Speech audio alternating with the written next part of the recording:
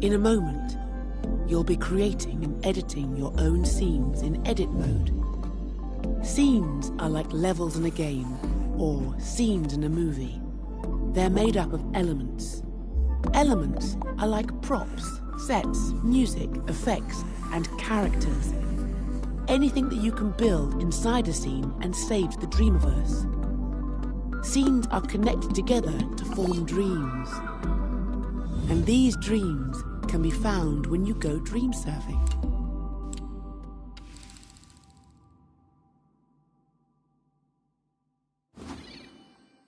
Welcome to Edit Mode.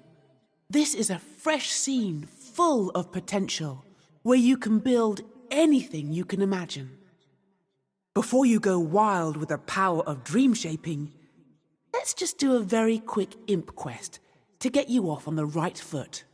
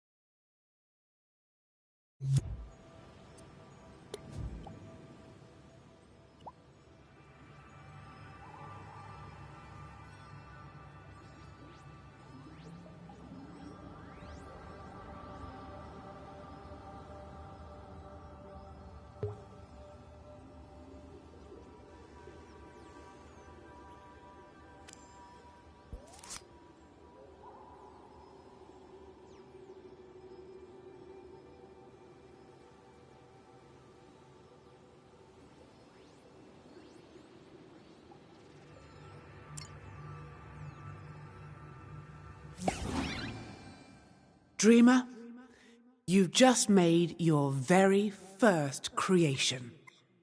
The Dreamiverse is yours.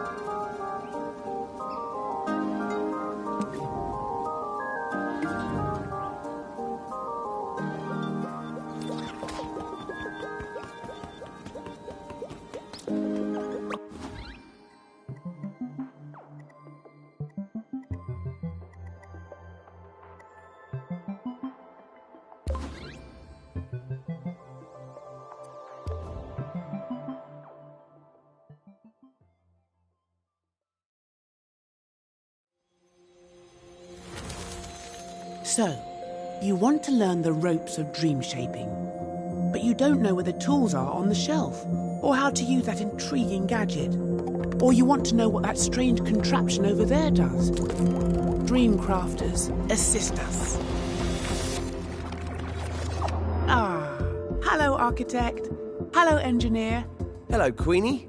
Why are we squirrels? Just a temporary physical form for you. I like it. It's cute. Well, thank you. It's better than the last one. Yeah, at least there are no tentacles this time.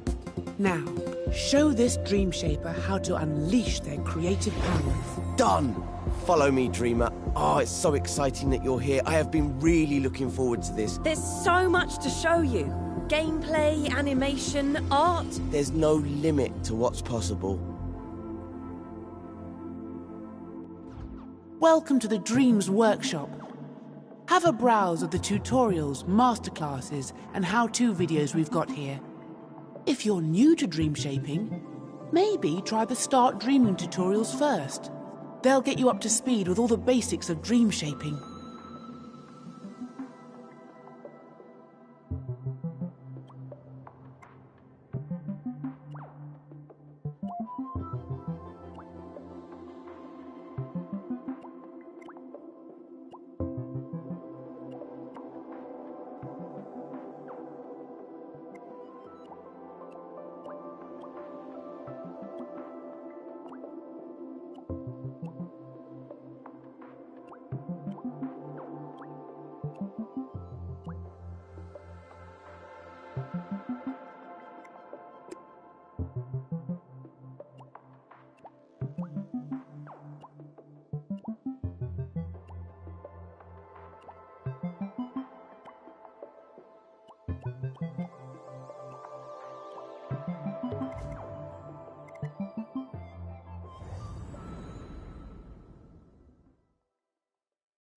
It's a beautiful day in the Dreamiverse, so Cuthbert's heading out for a stroll. It's a hard life being a cube. But Connie can't resist a practical joke, so she's dreamt up a spooky surprise for Cuthbert. She's gonna need your help to pull off this hair-raising prank. With a little lighting and atmosphere, we can transform this scene. But let's do a bit of redecorating first. Go to the assembly menu and select the search button with X. I've prepared a little collection of eerie elements for you to use. Open up the collection with X. Start by stamping a moon in the sky. Then stamp as many gravestones, crows, and flaming skulls as you want. Just make sure you don't block the path.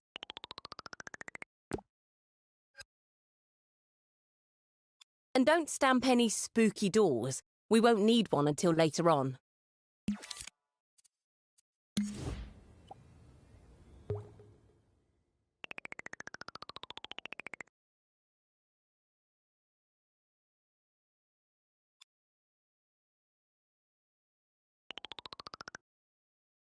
These spindly trees are made from paint strokes, which means they don't cast shadows. Delete them with the triangle button and replace them with the spooky tree in the collection.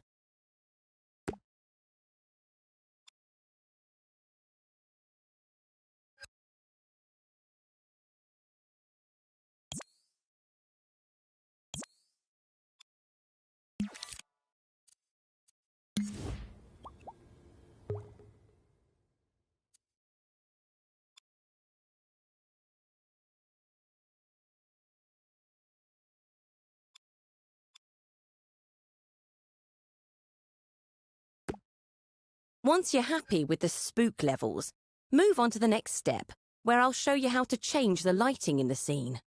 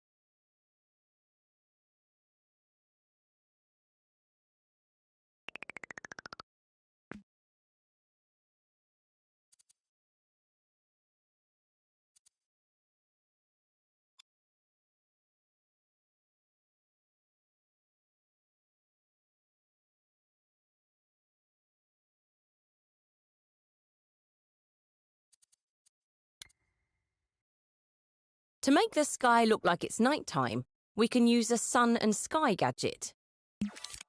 Go to the assembly menu and select Gadgets. Take a look in the cameras and lighting section. Here's where you'll find the sun and sky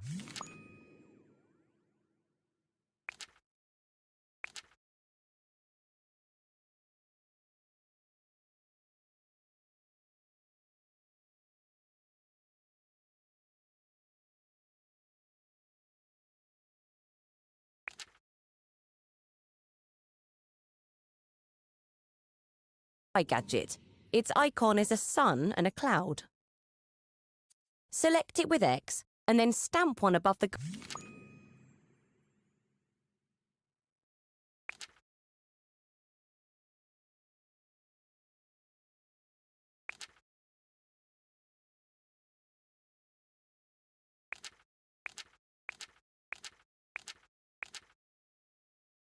garden using R2 or X.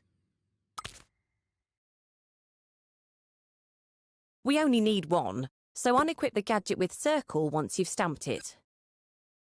Sun and Sky looks quite different to most gadgets. It's round instead of square, and it also has these two gizmos attached to it. Unlike most gadgets, the Sun and Sky gizmos are always visible. The ball on top of the gadget represents the sky image that's projected around the scene. Grab it with R2 to move the sky image, or hold L2 to rotate it using the motion sensor function or the sticks. Look at how the sky changes. The smaller gizmo controls the sun brightness, position and size. Grab the sun gizmo with R2. The sun gets brighter the closer it is to the sky gizmo. You can also move the sun around the gadget to change its position in the sky.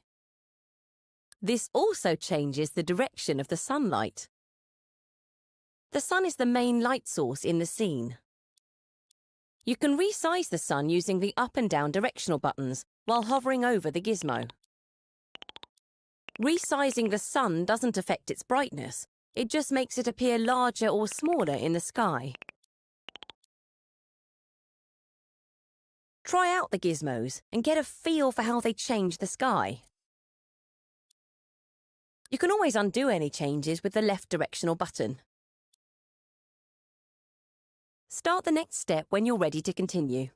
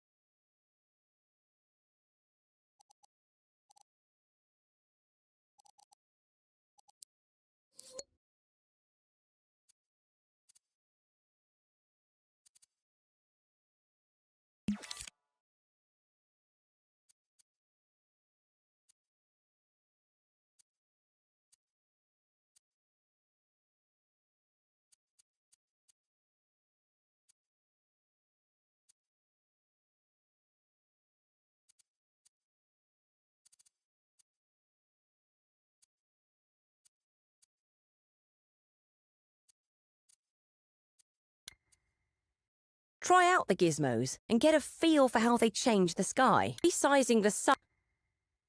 You can resize the sun or hold L2 to run on top of the gadget. Quite different. We only need one, so unequip the gadget with circle once you've stamped it.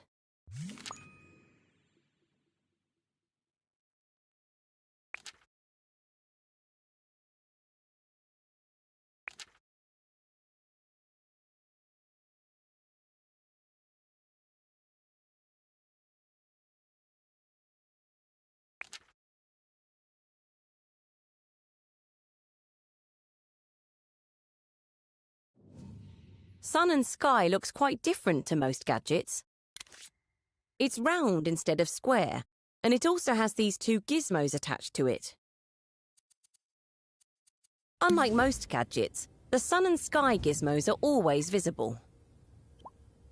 The ball on top of the gadget represents the sky image that's projected around the scene. Grab it with R2 to move the sky image, or hold L2 to rotate it using the motion sensor function or the sticks. Look at how the sky changes. The smaller gizmo controls the sun brightness, position and size. Grab the sun gizmo with R2. The sun gets brighter the closer it is to the sky gizmo. You can also move the sun around the gadget to change its position in the sky. This also changes the direction of the sunlight. The sun is the main light source in the scene. You can resize the sun using the up and down directional buttons while hovering over the gizmo. Resizing the sun doesn't affect its brightness, it just makes it appear larger or smaller in the sky. Try out the gizmos and get a feel for how they change the sky. You can always undo any changes with the left directional button. Start the next step when you're ready to continue.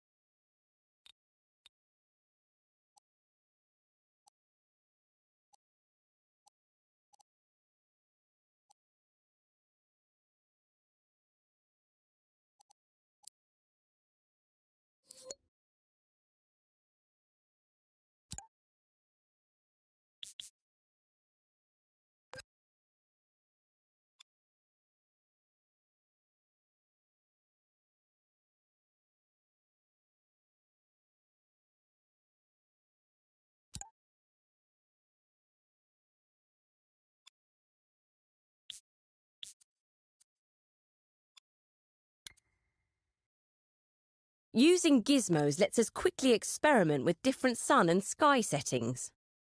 But for some deeper control, we can use the gadget's tweak menu. Hover over the gadget, hold L1, then press square to open its tweak menu.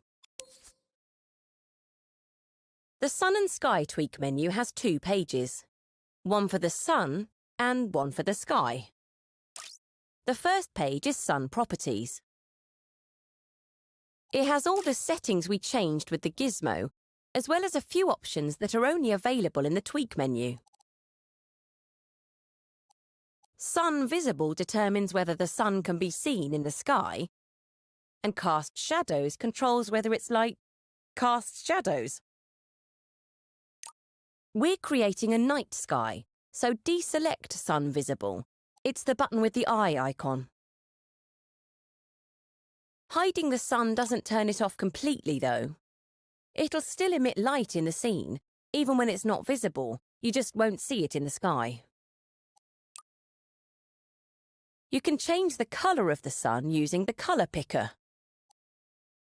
Hover over the colour picker and you'll see a ring around the edge and a triangle in the centre. Grab the ring with X and move the dial to change the colour. Grab the triangle in the middle to change the shade. A bluish purple should set the scene nicely. It's starting to feel a lot more like nighttime now. In the next step, I'll show you how to adjust the sky.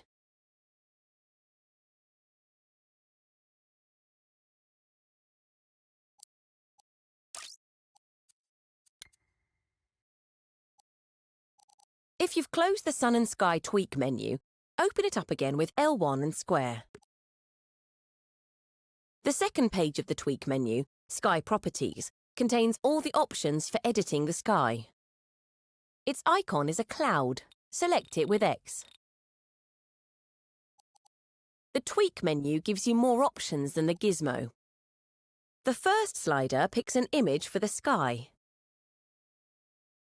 Cycle through them by pressing the up and down directional buttons. Choose one that fits the gloomy scene. Use the sky gizmo to rotate the sky image. Find a position you like.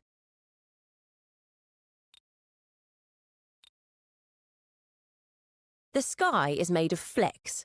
You'll know all about flecks if you've played the painting tutorial. You can pick a style for the sky using the Sky Fleck type slider. The next 2 sliders control sky brightness and saturation. If you turn the brightness down to 0, your sky will be pitch black. But if you make it a bit brighter, you'll still be able to see some of the sky's colour and detail. To change the colour of the sky, you can use the colour picker. It works just like the one we use to change the sun colour. Grab the outer ring with X to change the colour, then grab the triangle in the middle to change the shade. But if you've set the sky brightness or saturation to 0, you won't see any changes to the sky colour.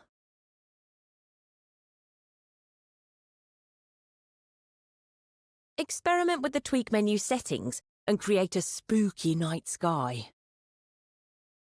Then start the next step when you're ready to continue.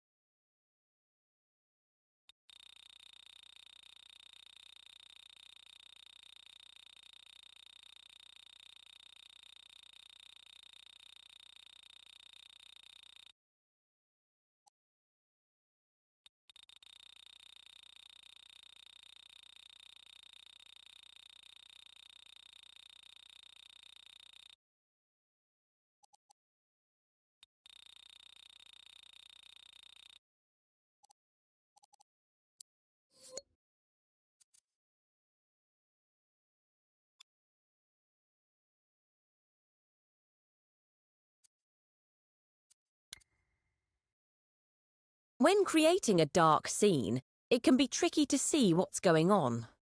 You could end up completely lost in a scene.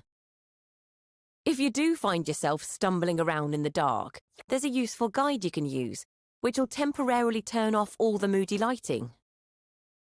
Go to the Assembly menu, then select Guides with X. Look for Studio Lighting, then select it with X to turn it on.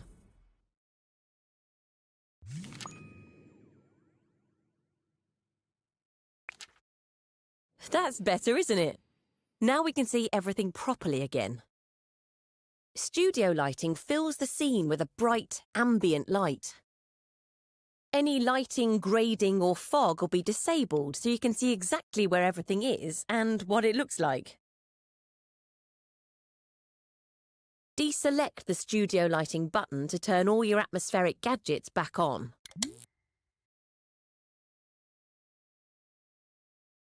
Studio lighting is only active in edit mode, so the scene will still be dark and spooky when we go into play mode. When you're ready to continue, go back to edit mode and start the next step.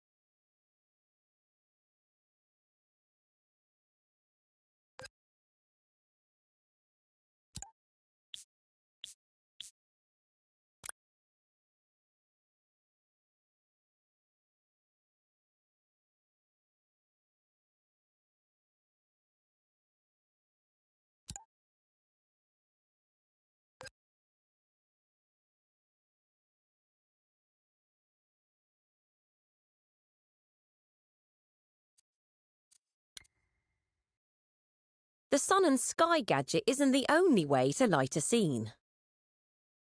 You might have noticed that there's a light gadget in the scene. Light gadgets can be used to create more sophisticated lighting, or to illuminate specific areas or objects. If you can't see it properly, just check that you don't have studio lighting switched on. Grab the light with R2 to move it around. Or grab it with L2 and use the motion sensor function to rotate it. You can add more lights to the scene from the assembly menu. Go to the Gadgets menu, then open Cameras and Lighting.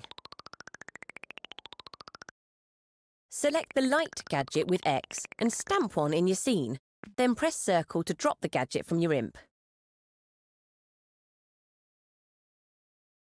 If you select the light with X, you'll reveal its gizmo. This cone-shaped gizmo shows the angle and range of the light. Hover your imp over the edges of the cone and grab them with R2. Move your imp to widen the angle or extend the range of the light.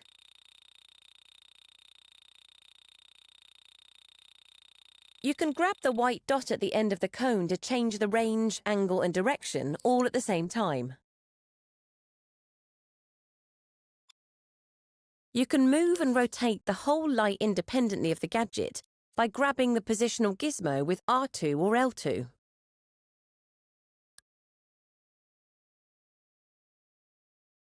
When lighting a scene, it's important to consider how the player will see it.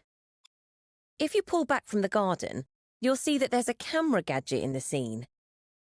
Switch over to play mode to see how the scene looks through that camera.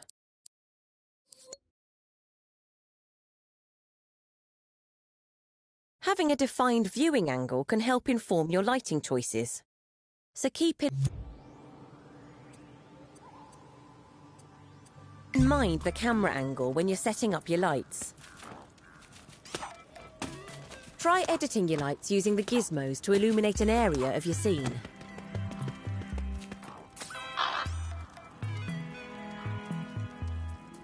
Of course, the gizmos aren't the only way to edit lights.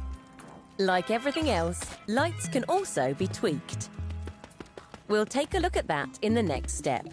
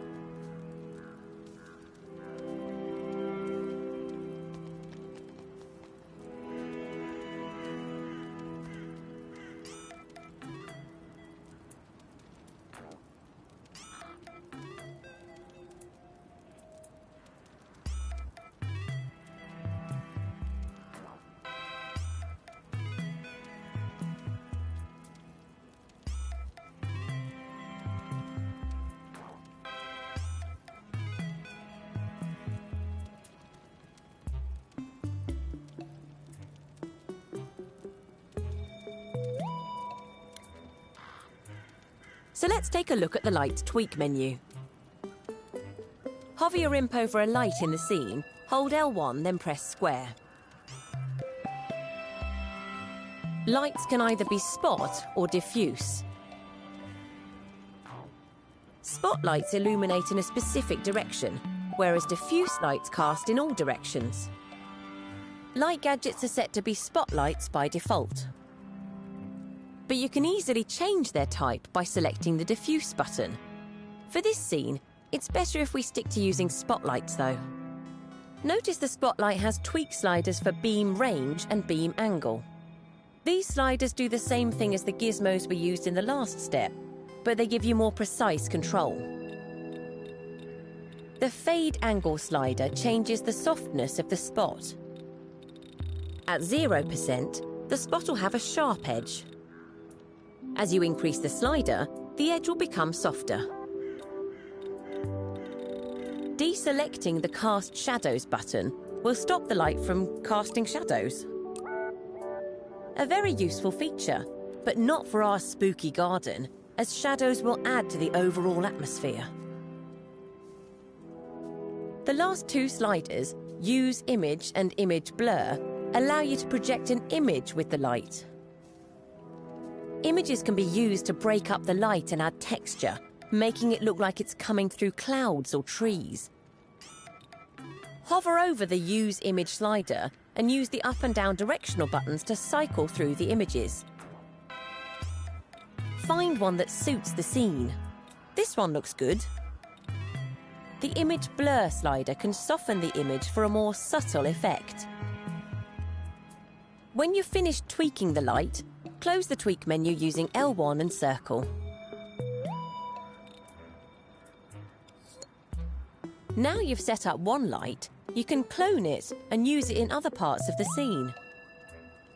Think about where light would naturally be coming from in the scene. The moon or the fires, for example. When you've finished lighting your scene, head back to edit mode for the next step, where I'll show you how to add fog.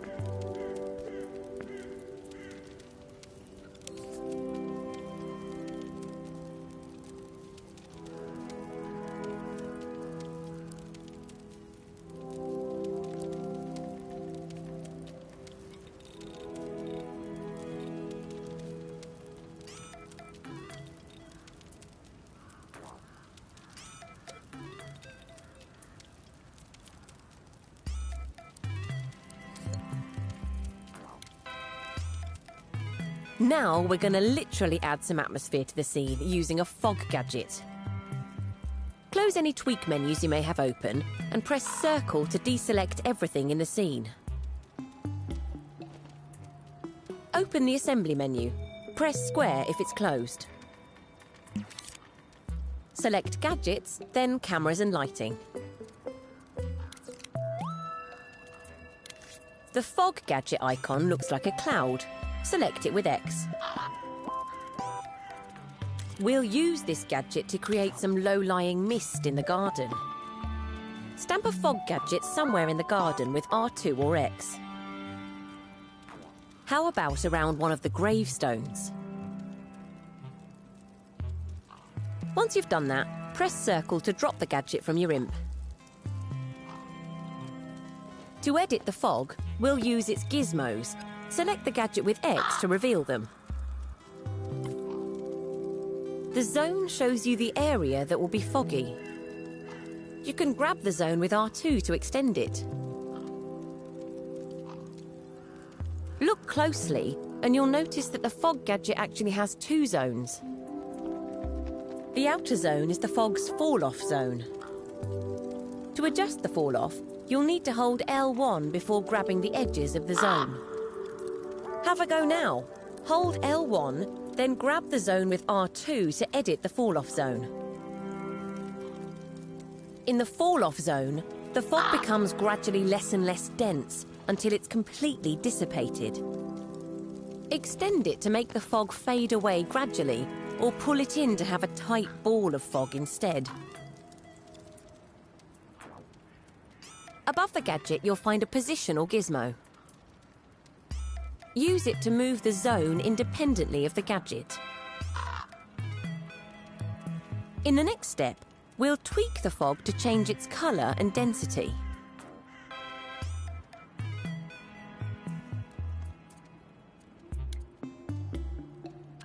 The fog is so thick I can barely see Connie.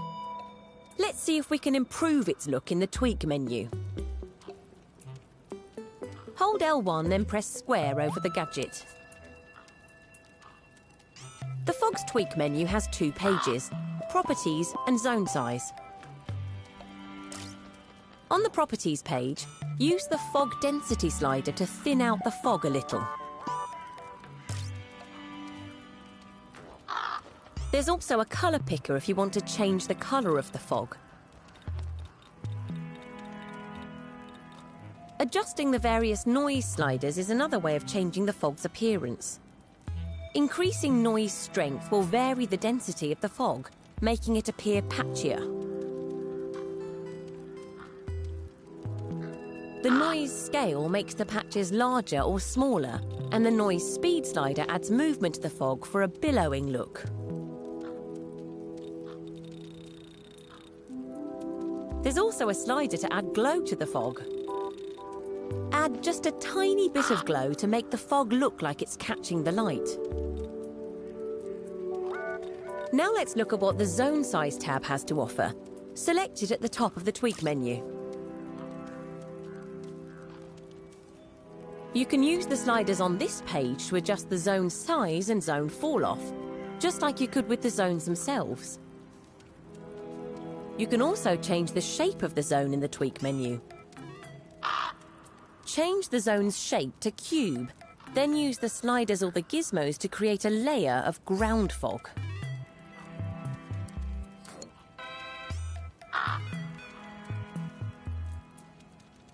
Doesn't that look good?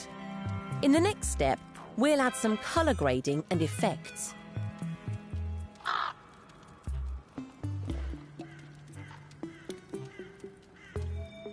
The garden is looking very spooky now.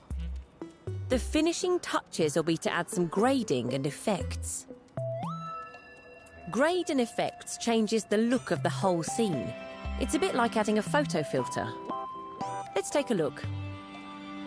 Open the assembly menu. Press square if it's closed. In cameras and lighting, look for the grade and effects gadget. The icon is an instant photo with some sparkles on it. Select it with X, then stamp one anywhere in your scene.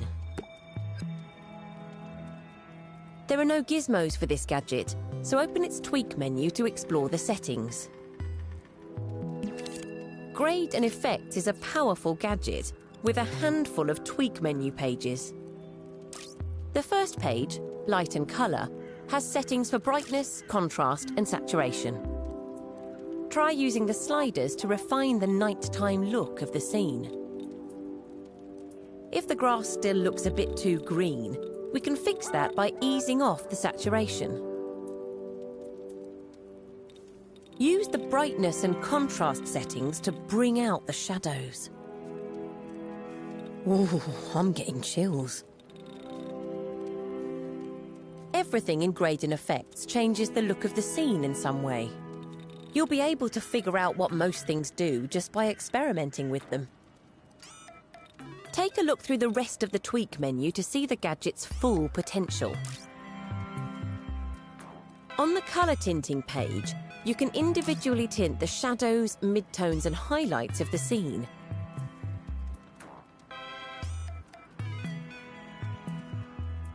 Screen effects add filmic touches like vignettes, lens flare or grain.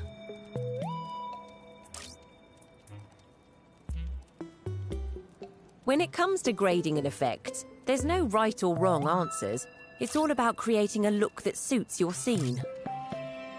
Most of the time, less is more, but it can be fun to test the extremes too.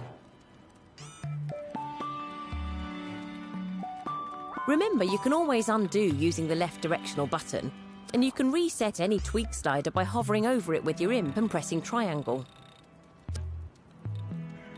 Or use the studio lighting guide to hide all the effects.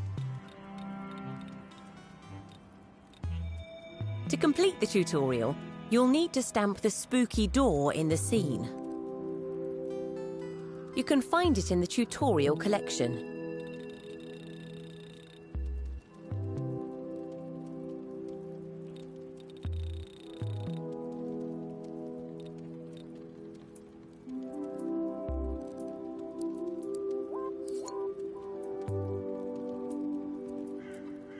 Once you've placed the door, head into play mode. Walk Connie through the spooky door to see what Cuthbert thinks about the garden's new look.